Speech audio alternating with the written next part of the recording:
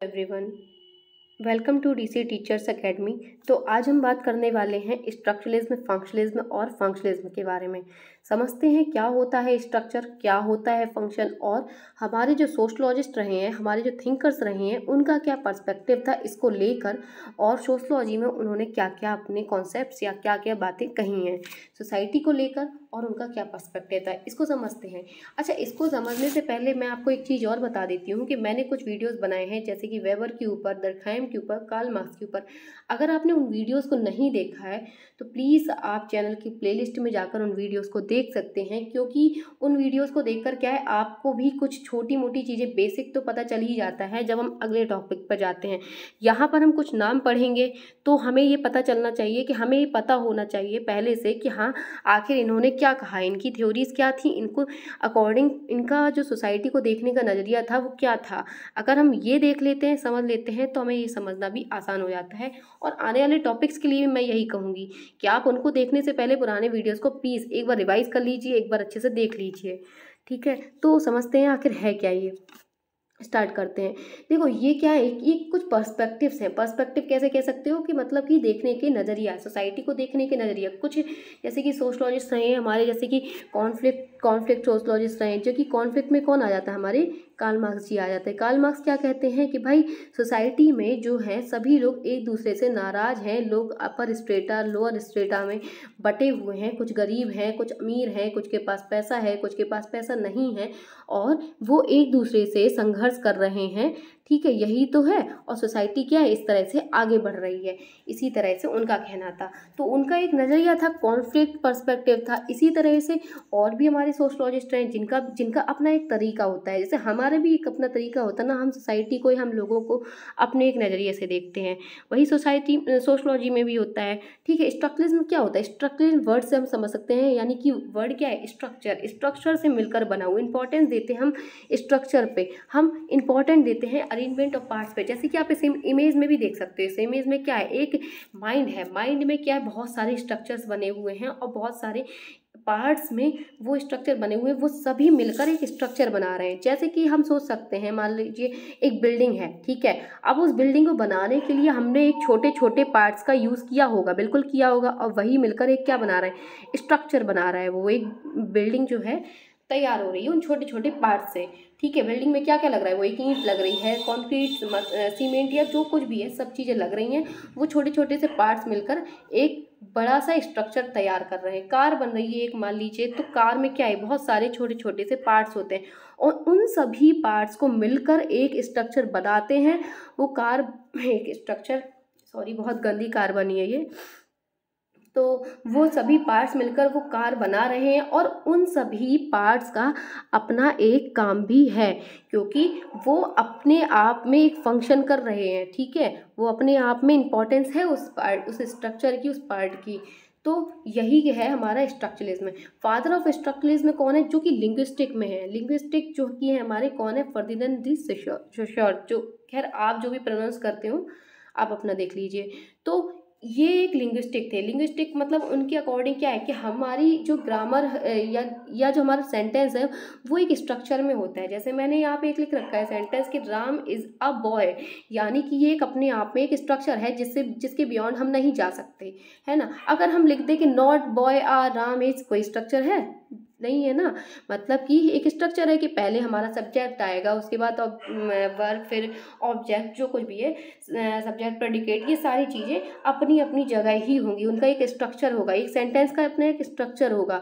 उसी स्ट्रक्चर के अंदर वो वर्ड बनेगा। अगर मान लीजिए मैं कल कहूँ कि मुझे पानी दे दो, तो ये अपने आप में एक स्ट्रक्चर है, मुझे पानी दे दो। अगर मैं ये बोलने लगूँ पानी मुझे नहीं, पानी मुझे दे दो, इस तरह से कुछ अलग टाइप का अपना वर्ड, मतलब अपना एक अलग स्ट्रक्चर बनाऊँ, तो वो क्या है, स्ट्रक्चरलिज्म के अंतर्गत नहीं आएगा, वो एक स्ट्रक्चर नहीं होगा, है ना।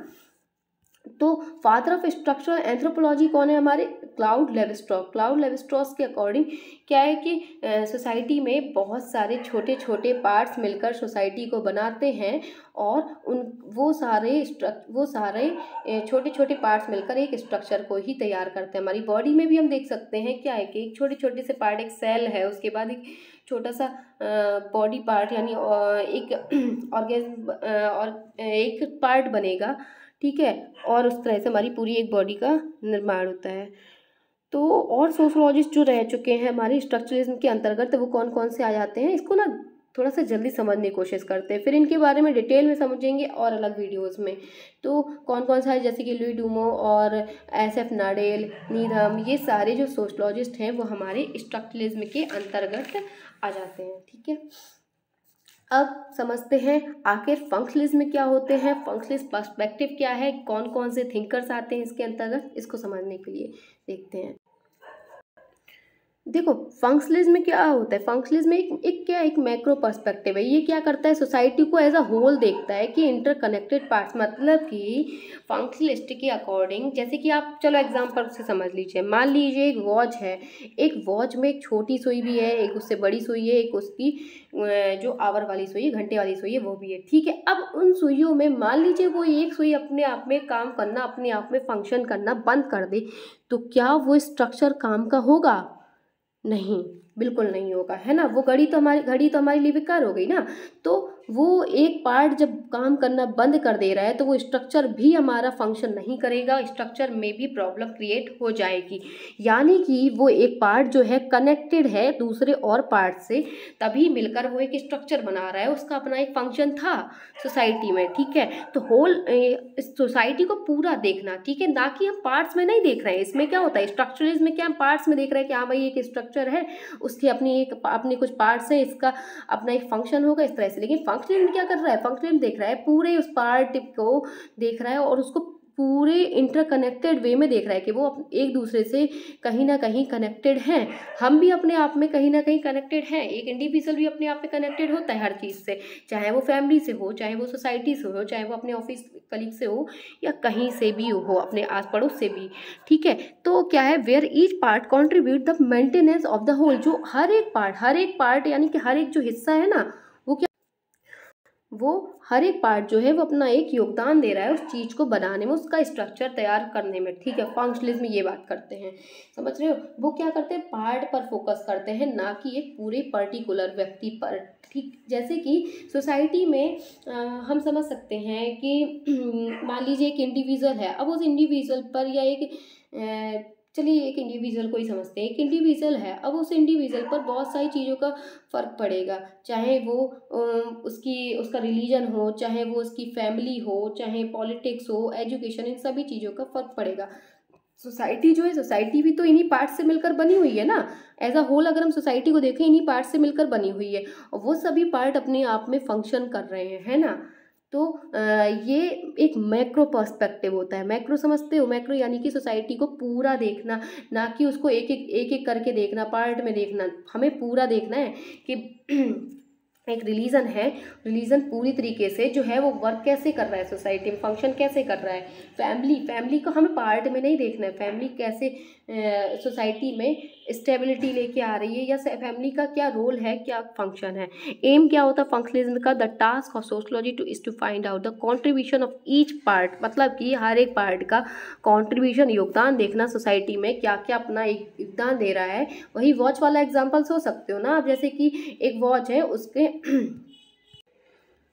उसका हर एक पार्ट क्या है, योगदान दे रहा है। एक कार है, कार या एक मशीन है, मशीन जब चलती है तो मशीन में बहुत छोटे छोटे से पार्ट होते हैं, उन पार्ट्स के भी अपने काम होते हैं, और वो क्या कर रहे हैं, उसको कंट्रीब्यूट कर रहे हैं उस पूरी मशीन में, छोटे छोटे से पार्ट्स जो है।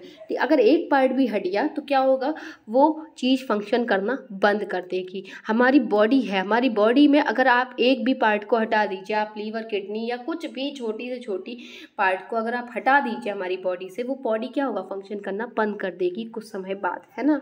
तो उसमें इसके अकॉर्डिंग इसका एम ही यही होता है कि हमें उन छोटे छोटे से हर एक पार्ट को देखना सोसाइटी में, तो अपना एक कॉन्ट्रीब्यूशन दे रहे हैं। और हाउ सोसाइटी वर्क्स टुगेदर, मतलब सोसाइटी एक साथ मिलकर काम कैसे कर रही है, सारे पार्ट्स एक साथ अरेंज कैसे हैं, फंक्शनलिज्म का यही एक पर्सपेक्टिव होता है। ठीक है, स्पेंसर के अकॉर्डिंग देखो हमारे कुछ थिंकर्स रहे हैं, ठीक है, जिनके अकॉर्डिंग क्या है, जो फंक्शनलिज्म के अंतर्गत आते हैं, और उनका जो पर्सपेक्टिव था उनके अकॉर्डिंग यही था कि भाई सोसाइटी में चीज़ें फंक्शन कैसे कर रही हैं, हर एक पार्ट का अपना एक फंक्शन क्या है, वो सोसाइटी में है क्यों, है ना, वो सोसाइटी, क्योंकि हर एक चीज़ है हमारी सोसाइटी में, चाहे वो एजुकेशन हो या पॉलिटी हो या फिर फैमिली हो, मैरिज हो, रिलीजन हो, एजुकेशन, साइंस, इकोनॉमी, एनीथिंग, कुछ भी हो, हर एक चीज़ का अपना एक फंक्शन है, तभी वो सोसाइटी में है। अगर नहीं होता तो हमारी सोसाइटी उसको हटा देती है ना। तो जैसे कि थिंकर्स में आ जाते हैं हमारे कुछ थिंकर्स, अभी मैं डिस्कस करूंगी। तो स्पेंसर आ जाते हैं। स्पेंसर क्या कहते हैं? Society versus organism, organic analogy के बारे में बात की थी। यानी कि सोसाइटी को उन्होंने बॉडी पार्ट से जोड़ा था।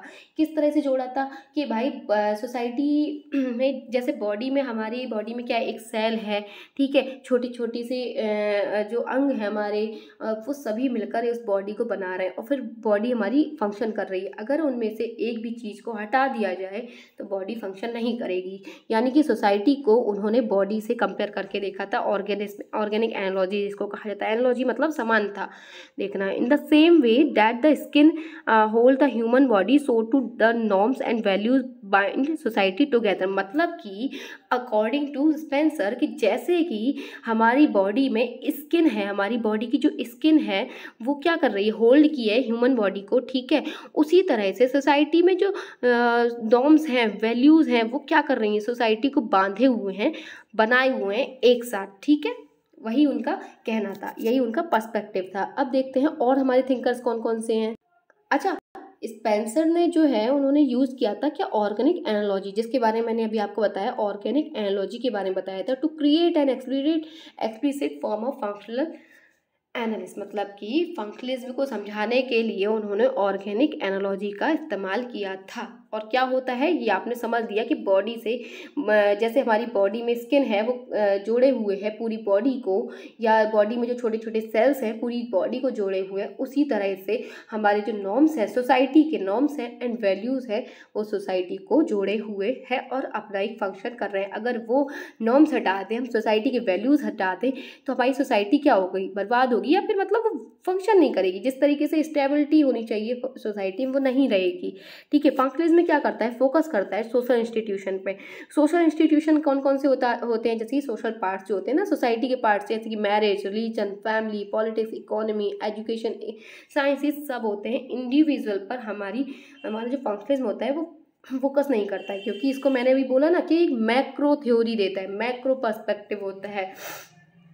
ये क्या करता है, प्रमोट करता है किसको, सोसाइटी में स्टेबिलिटी को, स्थायित्व को, सॉलिडारिटी को, है ना। और एक चीज़ और ध्यान रखिए, जैसे कुछ लोग कहते हैं ना कि फंक्शनलिज्म और स्ट्रक्चरल फंक्शनलिज्म अलग अलग चीज़ें, नहीं, स्ट्रक्चरल फंक्शनलिज्म और फंक्शनलिज्म जो है एक ही चीज़ है, ठीक है, इसको आप समझिए। और जैसे इनमें से और भी थिंकर्स आ जाते हैं, कौन कौन से आ जाते हैं, स्पेंसर के बारे में तो हम बात कर ही चुके हैं, ऑगस्ट कॉम्टे आ जाते हैं, माइल्ड डर्कहाइम है, हर्बर्ट स्पेंसर हैं, पार्सन्स हैं, आर.के. मर्टन है, मेलिनोस्की है, रैटक्लिफ ब्राउन है, ठीक है। ये सारे थिंकर्स जो है हमारे फंक्शनलिज्म में आ जाते हैं। पर एक एक्सेप्शन है, एक्सेप्शन क्या है, जो हमारे मेलिनोस्की है और रैटक्लिफ ब्राउन है, इनमें, ठीक है, इनमें क्या है ये देख लेते हैं। ये जो मेलिनोस्की है हमारे, उन्होंने क्या है, ये एक प्योर फंक्शनलिस्ट है, उनके अकॉर्डिंग वो प्योर फंक्शनलिस्ट थे, वो चीज़ों को फंक्शनलिस्ट रूप में ही देखते थे कि भाई चीज़ें फंक्शन करती हैं तभी वो चीज़ें हैं। उन्होंने इसलिए बेसिक नीड्स ऑफ थ्योरी भी दी थी, ठीक है, कि हर एक इंसान की अपनी एक ज़रूरत होती है, अपनी एक ज़रूरत है, वो तभी वो चीज़ें काम कर रही हैं, ठीक है, उसकी हर एक चीज़ से ज़रूरत है। बेसिक नीड्स ऑफ थ्योरी जो कि किसकी है, हमारी मेलिनोस्की की है, और एक प्योर फंक्शनलिस्ट है ना। याद रखिए चीज़ें, क्योंकि आ जाता है कभी कभी पेपर में कि प्योर फंक्शनलिस्ट जैसे कौन है, क्या इस तरह से, प्योर फंक्शनलिस्ट कौन है, मेलिनोस्की है। और रैटक्लिफ ब्राउन जो थे प्योर स्ट्रक्चरल फंक्शनलिस्ट हैं। इन्होंने स्ट्रक्चर को और फंक्शन को दोनों को साथ में लेकर ही अपना एक पर्सपेक्टिव दिया है, अपना एक काम किया है, ठीक है। स्ट्रक्चरल फंक्शनलिस्ट है। फंक्शनलिस्ट जो है जैसे कि हम जैसे कि फील्ड थ्योरी जैसे देते हैं लोग, तो फील्ड में जाकर देखते हैं कि चीज़ें कैसे फंक्शन कर रही हैं, फिर उसके बाद अपनी थ्योरी देते हैं, वो भी आ जाता है। स्पेंसर के बारे में हमने देख ही लिया है कि स्पेंसर ने क्या दिया है, एक ऑर्गेनिक एनालॉजी के बारे में बात की है, ठीक है। अब देखते हैं ऑगस्ट कॉम्टे ने क्या दिया था, लॉ ऑफ 3 स्टेट्स दिए थे। लॉ ऑफ 3 स्टेट क्या है इनके, थियोलॉजिकल, मेटाफिजिकल और पॉजिटिविस्टिक। अच्छा, ऑगस्ट कॉम्टे ही ऐसे थे जिन्होंने फंक्शनलिज्म के बारे में बात की थी, ठीक है। हमारे जो सोशलॉजिस्ट में अगर पुराने थिंकर्स में देखेंगे, हमारे ऑगस्ट कॉम्टे ही ऐसे हैं जिन्होंने पॉजिटिव स्टेज जो है ना, पॉजिटिविस्टिक स्टेज, इसको जोड़कर देखा था फंक्शनलिज्म के साथ, ठीक है। और कॉम्टे ने क्या किया था कि लिंक किया था सोशियोलॉजी को किसके साथ, प्रेस्टीज ऑफ बायोलॉजिकल साइंस, ठीक है, बायोलॉजिकल साइंस के साथ में इसको क्या किया था, लिंक किया था। इमाइल डर्कहाइम की बात करते हैं। इमाइल डर्कहाइम ने सोशल फैक्ट के बारे में बात की। सोशल फैक्ट के ऊपर मैंने एक वीडियो बनाया है, अगर आपने वो वीडियो नहीं देखा है तो आप देख लीजिए, उसको समझ लेंगे आप किस तरह से फंक्शनलिज्म के अंतर्गत हम इमाइल डर्कहाइम के सोशल फैक्ट्स को देखते हैं। सोशल फैक्ट्स के बारे में बात की थी। अब इमाइल डर्कहाइम ने तो सुसाइड के बारे में बात की थी। सुसाइड को उन्होंने क्या बोला था कि सुसाइड का अपना एक फंक्शन है, सुसाइड जो है, और सुसाइड को उन्होंने कोई बुरा और अच्छा नहीं बोला था, बस हाँ बोला था कि एक सोशल फैक्ट है, जो कि सोशल फैक्ट है, मौजूद है हमारी सोसाइटी में, और जो कहीं ना कहीं उसका एक फंक्शन है सोसाइटी में, इसीलिए वो मौजूद है ना। सोशल फैक्ट के बारे में बात करते हैं कौन, इमाइल डर्कहाइम। टलकर पार्सन ने जैसे अपनी सोशल एक्शन की थ्योरी में बात की थी। एजिल मॉडल, एजिल मॉडल क्या होता है, एडेप्टेशन, ए से, जी से गोल अटेनमेंट, आई से इंटीग्रेशन, एंड एल से क्या है, लेटेंसी, ठीक है। इस मॉडल के बारे में बात की थी, जिसको हम समझेंगे, आप ये मत सोचिए कि इसको आगे और नहीं समझेंगे, डिटेल में भी समझेंगे।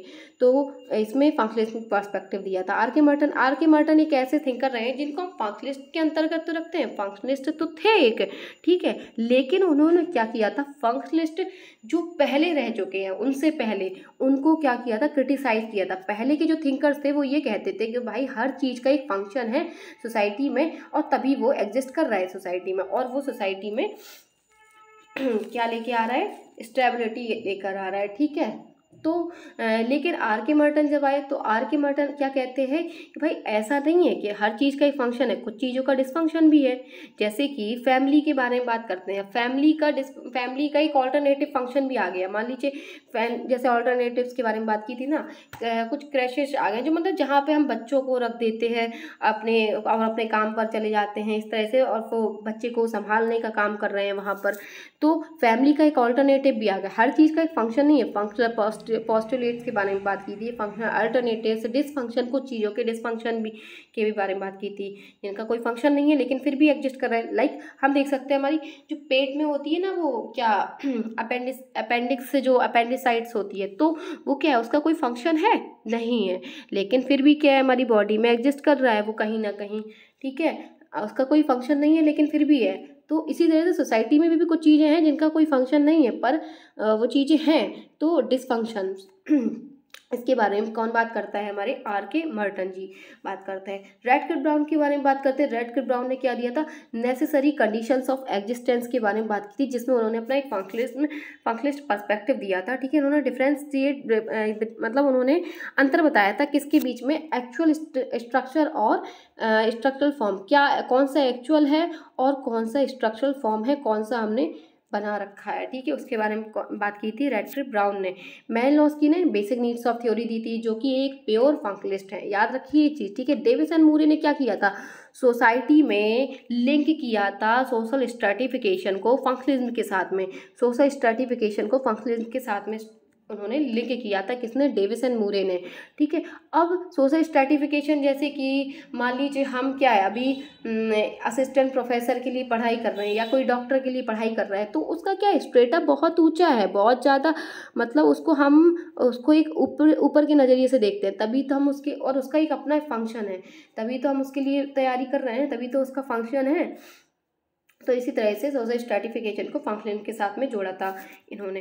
तो ये थी सारी चीज़ें स्ट्रक्चरलिज्म और फंक्शनलिज्म के बारे में, एक छोटा सा मतलब हमने एक व्यू देखा है, ऐसा नहीं कुछ डिटेल में देखा है, बस एक व्यू देखा है आखिर स्ट्रक्चरलिज्म क्या है, हर एक मतलब पार्ट्स के बारे में बात की है, किस तरह से पार्ट्स मिलकर एक स्ट्रक्चर तैयार कर रहे हैं। फंक्शनलिज्म क्या है कि हम उस पार्ट्स पे फोकस नहीं कर रहे, बल्कि एक पूरे होल सोसाइटी पर, उस होल एक इंस्टीट्यूशन पे फोकस कर रहे हैं कि आखिर वो एक मैक्रो पर्सपेक्टिव देता है, ठीक है। तो ये सारी चीज़ें थी, कौन कौन से थिंकर्स इसमें थे, कौन से थिंकर्स का क्या पर्सपेक्टिव है, ये सब चीज़ें हमने देखी। और अगर आपको इस वीडियो में कुछ चीज़ें ना आई हो समझ में, तो आप कमेंट सेक्शन में आप प्लीज़ बता सकते हैं मुझे, और उनको मैं दोबारा से अच्छे से एक्सप्लेन करने की कोशिश करूँगी। वीडियो अगर आपको अच्छा लगा है तो वीडियो को आप प्लीज़ लाइक कीजिए, सब्सक्राइब नहीं किया है चैनल को सब्सक्राइब कर दीजिए, एंड थैंक यू।